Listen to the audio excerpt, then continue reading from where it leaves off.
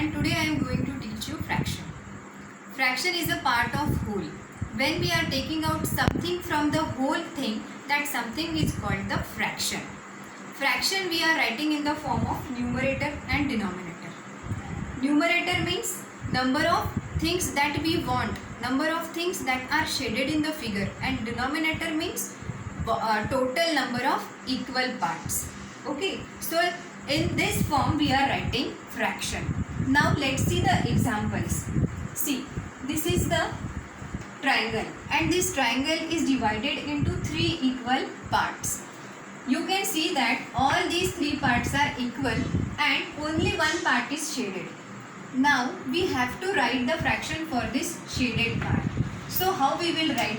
We have to write fraction. So fraction is in the form of numerator and denominator. In denominator we are writing total number of equal parts. So how many equal parts are here? 3.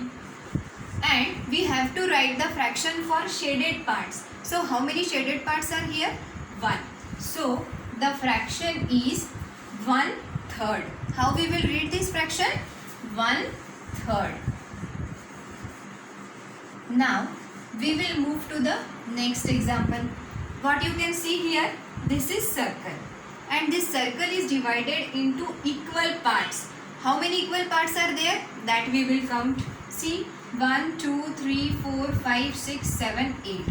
So these are 8 equal parts, and out of these 8 equal parts, only 2 parts are shaded. And we have to write the fraction for this shaded part. Now again we have to write fraction, means we have to write it in the form of numerator and denominator. In denominator, what we will write? We will write total number of equal parts. How many equal parts are there? 8.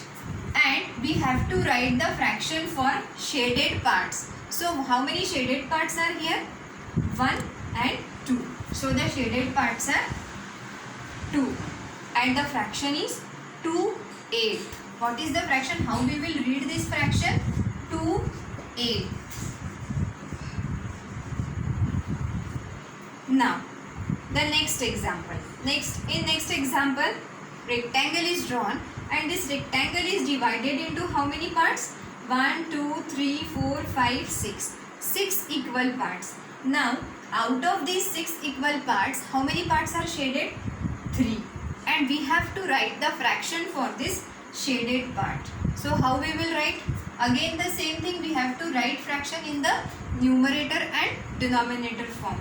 So what is denominator here? Total number of equal parts. How many equal parts are there? 1, 2, 3, 4, 5, 6. And we have to write the fraction for shaded parts. So we have to count number of shaded parts. So 1, 2 and 3. So what is the fraction for shaded part? 3/6. What is the fraction for this shaded part? 3/6. Okay. So what we have seen in these three figures, that a figure is divided into equal parts and out of that equal parts only few parts are shaded, and we have to write the fraction for that shaded part.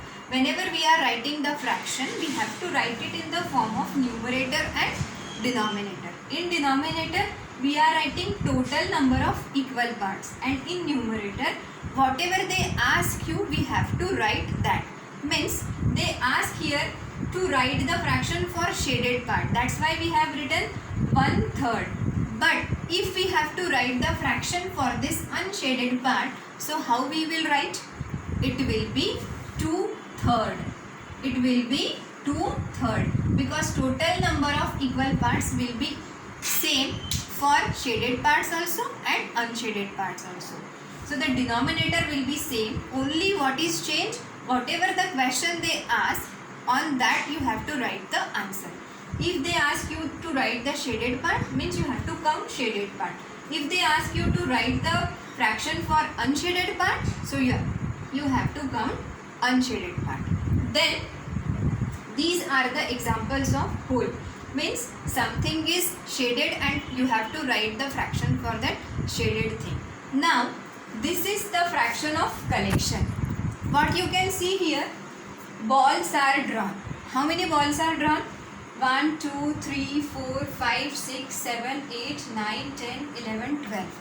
And out of these 12 balls, only 4 balls are pink. Okay. Now we have to write the fraction for this pink ball. So how we will write the fraction for this pink ball? Again the same thing we have to use. Only the difference is what? This is the fraction for collection and this is fraction for whole. So when we will write the fraction for collection, the same thing we have to use here also. First we will count total number of balls. How many it is? 12. So we will write in denominator 12. Like here we have written 3 because total number of equal parts were 3 and here total number of balls are 12. Now we have to write fraction for this pink color ball. So we will count these balls. 1, 2, 3, 4. So what is the fraction for this? How we will read it? 4 12. How we will read this? 4 12. Okay. Now if you have to, these are the sketch pens. Okay. These are 7 sketch pen. These are 7 sketch pen and you have to write the fraction for these 3 sketch pen only. You have to write the fraction for this 3 sketch pen. So what will be your answer? The fraction for this 3 sketch pen will be 3/7. Why? Because total number of sketch pens are 7 and we have to write the fraction for this 3 sketch pen. So it is 3/7. If you have to write the fraction for this 4 sketch pen, then what will be your answer? It is 4/7 because you have to write the fraction for 4 sketch pen. Total number of sketch pens will be same. Only the question they ask like that you have to write the numerator. Now this is the tree and on this tree parrots are sitting. You have to write the fraction for this white color parrot. So what will be your answer? For that first you have to count the total number of parrots. It is 1, 2, 3, 4, 5, 6. Total number of parrots are 6 and you have to write the fraction for this white color parrot. So what it will be? It is 1/6 because only one parrot is there which is white color. If you have to write the fraction for this red color parrot, again it is 1/6 because only one red color parrot is there. So children, what we have learned today, that how to write the fraction for whole things and how to write the fraction for fraction of a collection. If we are collecting the things and then we are writing the fraction for something, that is fraction of collection. And how to read the fraction. See here we have read 1/3. Here 2/8. 2/8 read as 2/8. 3/6 read as 3/6. 4/12 read as 4/12. So today we have seen how to write fraction for whole and how to write fraction for collection.